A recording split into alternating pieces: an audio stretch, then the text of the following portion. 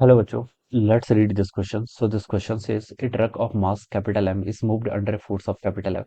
If the truck is then loaded with an object equal to the mass of the truck and the driving force is halved, then how does the acceleration change? तो acceleration पे कैसे change आएगा ये बताना है.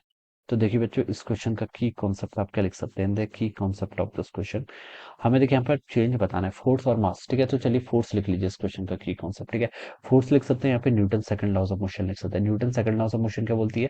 जो आपका force होता है it is written as a rate of change of momentum.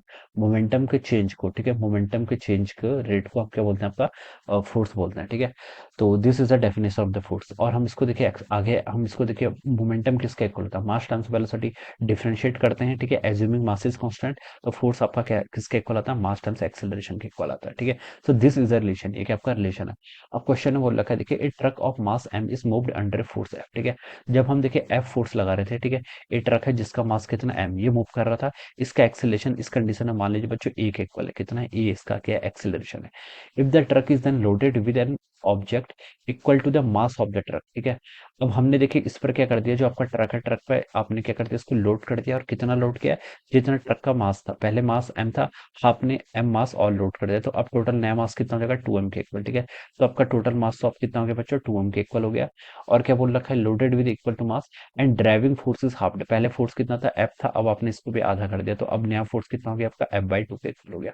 तो हमसे बोल रखा है then how does the acceleration change. तो जो नया एक्सेलरेशन होगा, मान लीजिए मैं इसको ए प्राइम बोल देता हूँ. अब इस पर क्या चेंज आएगा ये बताना है. ठीक है, अब बच्चों देखिए ये आपकी इक्वेशन 1 है, दिस इज और इक्वेशन 2. इन दोनों इक्वेशंस को क्या कर लीजिए? सॉल्व कर लीजिए. ठीक है, इन दोनों को आप डिवाइड कर लीजिए, कुछ भी कर लीजिए. जैसे मैं ऐसे लिख लेता हूँ, ए प्राइम को देखिए मैं यहाँ से क्या लिख सकता हूँ, ये हो जाएगा आपका एफ वेक्टर डिवाइडेड बाय कितना? आपका 4m के इक्वल आएगा. ठीक है, और मैं इक्वेशन 1 से क्या लिख सकता हूँ? एक्सेलेशन किसके इक्वल है? आपका F/m के इक्वल है. ठीक है, तो मैं इसको पुराना एक्सेलेशन लिख सकता हूँ डिवाइडेड बाय क्या? 4. ठीक है, तो बता सकता हूँ जो आपका ए डैश यानी कि जो आपका न्यू एक्सेलरेशन है, वो ओल्ड एक्सेलरेशन का कितना हो गया? आपका 1/4 टाइम्स हो गया. कितना हो गया आपका? 1/4 टाइम्स. ठीक है, तो हमसे पूछा था कि then how does the acceleration change. तो हम लिख सकते हैं कि एक्सेलरेशन एक्सेलरेशन बिकम्स, जो आपका नया एक्सेलरेशन है, ठीक है, या फिर हम बिकम्स लिख लिया तो acceleration becomes 1/4 of the initial. Acceleration becomes 1/4 of the initial. नहीं, ए ही लिख लेते हैं, चलिए. ठीक है, क्या लिख सकते हैं? चलिए इनिशियल एक्सेलरेशन लिख लीजिए. क्या लिख लीजिए?